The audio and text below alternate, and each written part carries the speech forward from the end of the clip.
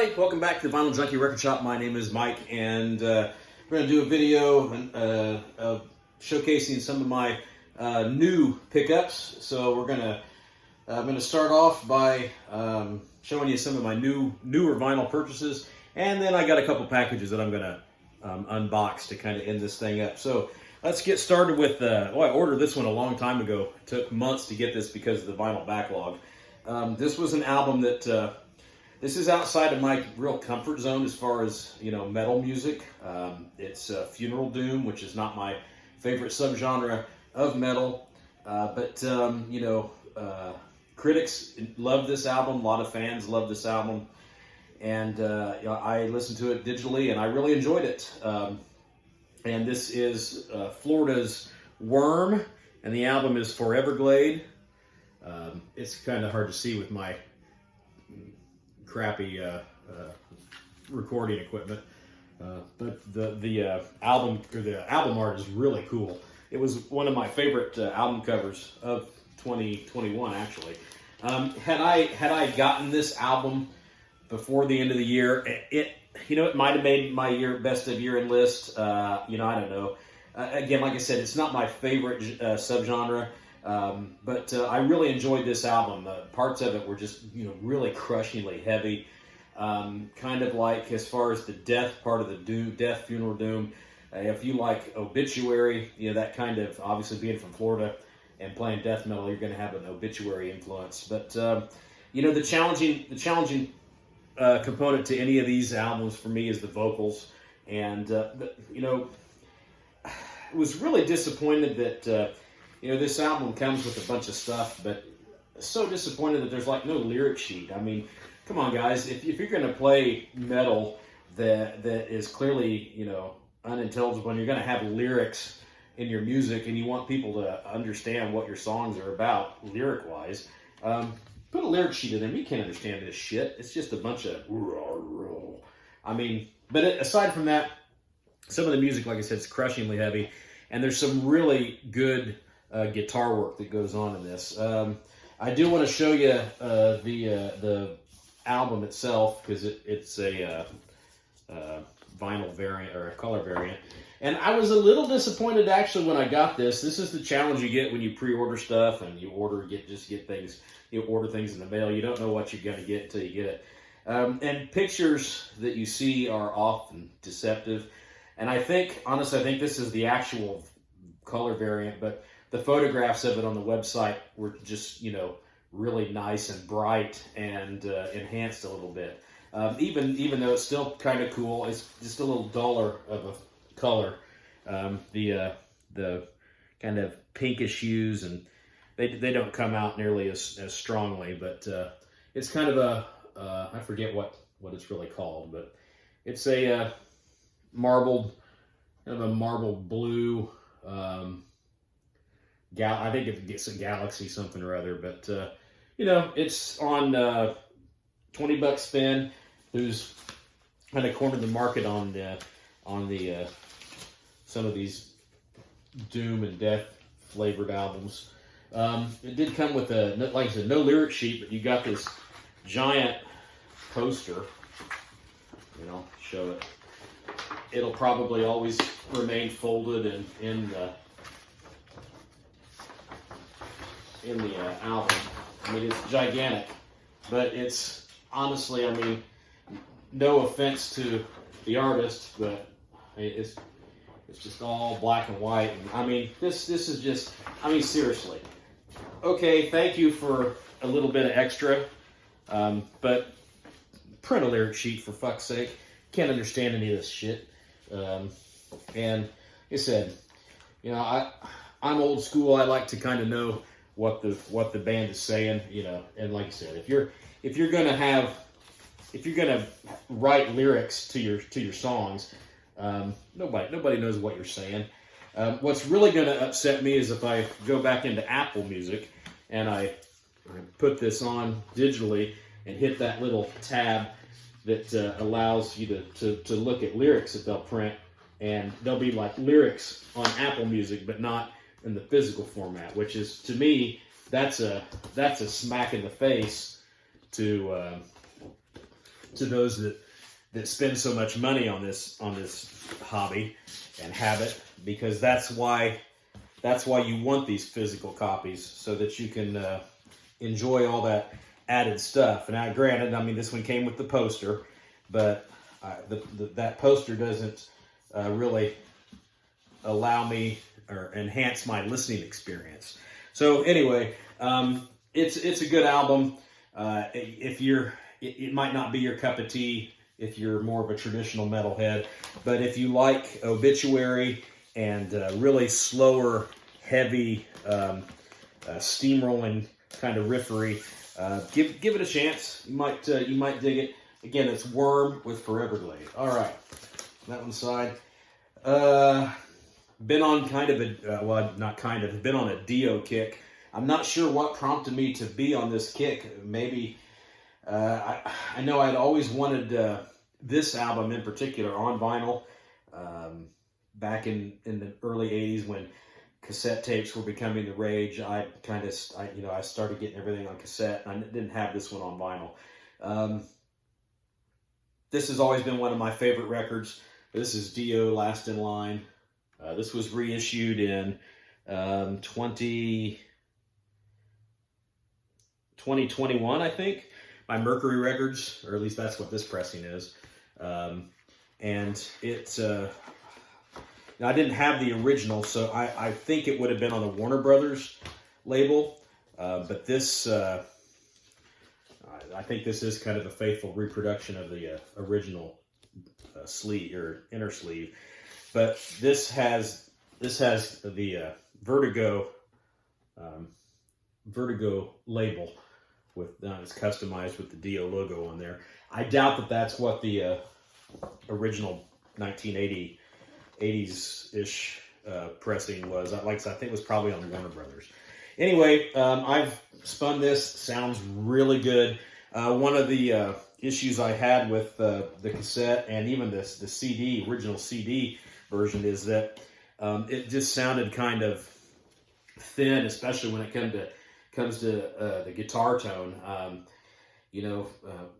With such an amazing display of guitar virtuosity from Vivian Campbell on these early Dio albums, I would have liked to have been a little bigger in the mix, at least when I listen on my CD. So it sounds a lot better on this vinyl pressing. Okay, and also got ordered this one. It's probably some of the same reissue series. Again, one that this is aside from the original cassette, I never had this one on CD, never had it on vinyl. So I thought might as well pick this up. I found it for a decent price. This is Dio's third album, Sacred Heart. I have not opened it yet. I will do that forthwith sometime soon here. But again, you can't go wrong with any of the first three Dio albums. And then one, I decided to pick this up on vinyl. I had never owned this in any format. I kind of, when this album came out, I really had lost a little interest in the Dio band. Not sure why, because they never really, Dio's one of those artists that he has a blemish-free discography as far as I'm concerned. And I started to listen to this one digitally, and don't know why I never picked it up when it was released on CD back in the day. But I really like this album. This is the Dio band's final release, Master of the Moon. This one was reissued. This was part of those Dio reissues from the 1996 to 2004 studio albums from BMG, it looks like. So, okay, so yeah, those Dio albums. And let's now go to the box of goodies. This was recently delivered here. So we'll open this up and see what we got. I kind of have an idea of what I've got in this box. I've ordered quite a few things over the last week or so, and I think I'm still waiting for one to come. But I got a good idea of what this is. get this opened up. I imagine probably after I open this box, there'll be more cardboard boxes. We're going to start with a couple of CDs. My channel is called the Vinyl Junkie Record Shop, but I have more CDs than I have anything, and I'm going to start featuring more of my CD collection. But another band that I've been kind of on a kick all of a sudden. Again, not sure why. One night at work, just had some downtime and started listening to some of their stuff online, and decided to revisit their entire discography. And I picked up a couple of things that I've not had. I've never had this one on CD. I'm very happy to have the original vinyl pressing. But we're talking about Queensryche, and this is The Warning, part of the remastered series that has bonus tracks. This one, this one's got the bonus tracks of Prophecy, The Lady Wore Black, which is live, and Take Hold of the Flame, recorded live. Fantastic album.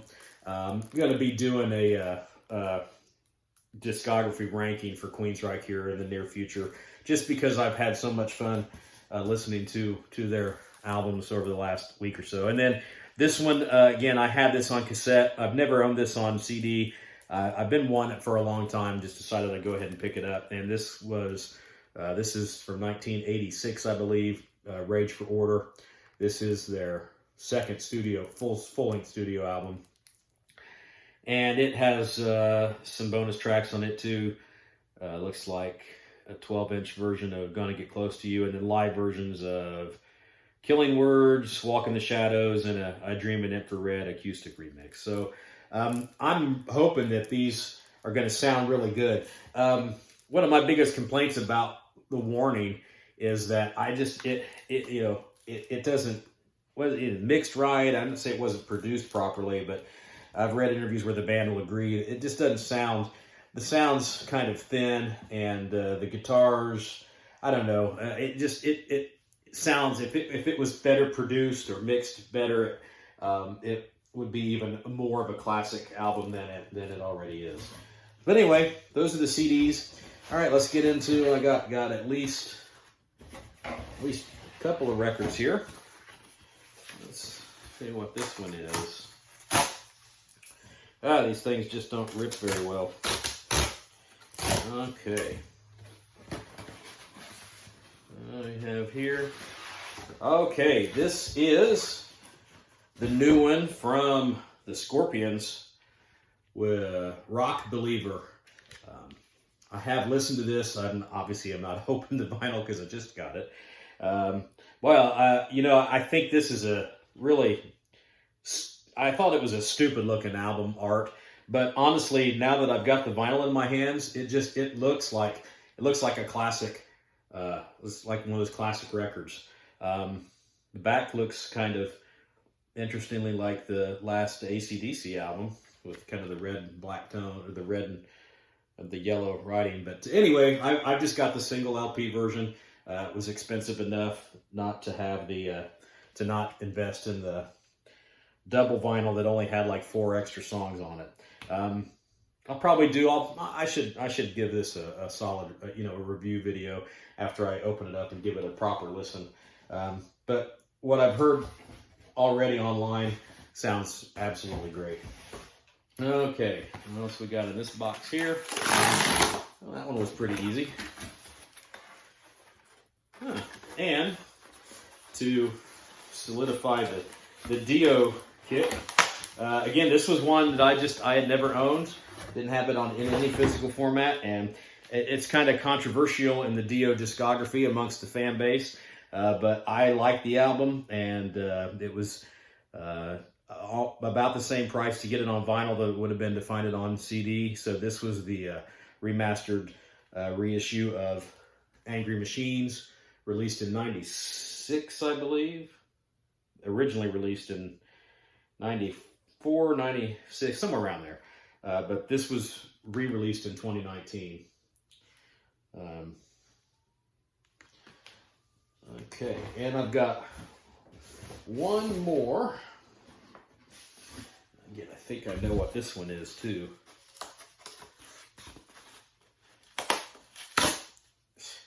These things. I don't know why they have these pull tabs on them when they just like rip in the middle. Do this the old-fashioned way and give it the rip and tear. This one I think is what I ordered from Napalm Records, and I'm already thrilled to see this. I had the cassette copy and a CD copy, but I never owned a vinyl, the original vinyl on this. This is not the original. This is a repress, but I'm so happy to have this on vinyl finally. This is one of my favorite thrash metal albums of all time. Criminally underrated. The band was underrated. This album was underrated. This might even be in one of my top 10 favorite thrash albums. But this is Annihilation Principle by Laz Rocket. And there's the back there. Got a really nice little hype sticker on there. Hammerheart did the re-release. It was originally released on, I don't think it was Enigma, maybe? I don't think it was Metal. It wasn't Metal Blade. I want to say it was Enigma. Was originally released on, but this is just an amazing underrated thrash metal album. So I found this for under $20, new on Napalm Records. So check out Napalm Records if you're wanting to get some older vinyl that you've missed out on in the day. And that's it for new stuff. I've got one more coming. I'll probably it's part of another series, artist series that I want to do coming up. I got a lot of ideas for more videos. I just haven't done a whole lot lately. But for those of you that do watch my channel and watch my videos, I appreciate it.